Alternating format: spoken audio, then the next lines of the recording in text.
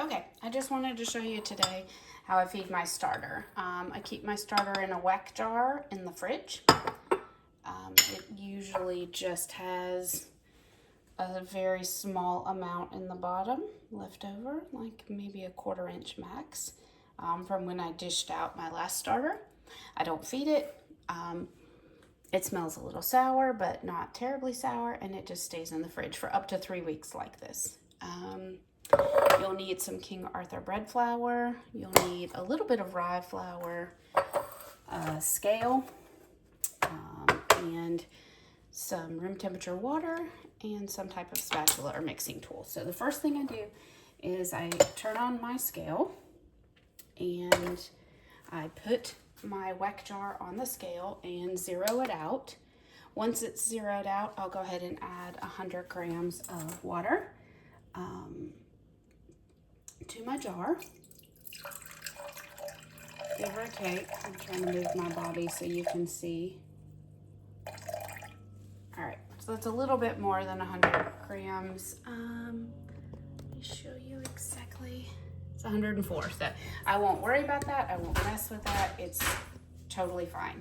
And then what I do once I've added my water is I go ahead and mix my starter in a little bit.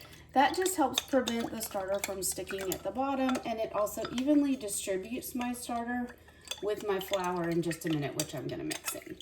I like to have about 200 grams of fed starter in my mix when I start sourdough. So I do this the night before I feed it more than 200 grams. That way when I take 200 grams out, I still have a little bit more in my bowl. So again, zero out your Weck jar or your scale. And then I usually add 15 to 25 grams of rye. Today we'll add 20. I'm gonna go 25. The rye really, my starter really likes rye. It likes the higher protein content in it, and it feeds better and rises more when I feed my starter with rye. Now I don't put rye in my actual mix, my bread mix. I just put it in with my starter. Okay, so there's 25. Now I'm gonna add another 100 grams of my King Arthur bread flour. A lot of people feed their starter with all-purpose flour. I find that my starter doesn't do nearly as well with all-purpose flour, so I go ahead and feed it with bread flour. Again, now you're just going to mix all of your ingredients really well, the water and the flour and the original starter. My feed is much drier than a lot of people.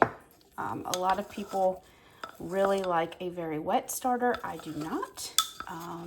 Again, it depends on your starter itself, how it was grown. Mine's about 4 years old. I started it from scratch. I had tried in the past to buy other people's starters and did not have very much success with that. So if you are using my starter, make sure you feed it with rye and King Arthur flour, bread flour. Any brand is fine. This is King Arthur is the only one I can find locally. I find it at Publix. So this is how your starter will look when it is fed and ready. I usually put like a hairband around the outside so I can see exactly where my starter started and where it's going. Again, I usually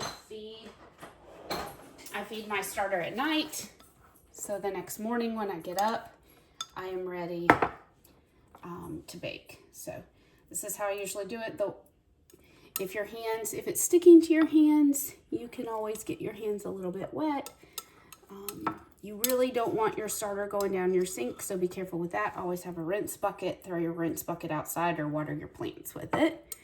But that's it. So that is how I feed my starter, and I'll go ahead and leave this on the counter overnight, and in the morning I will be ready to bake bread.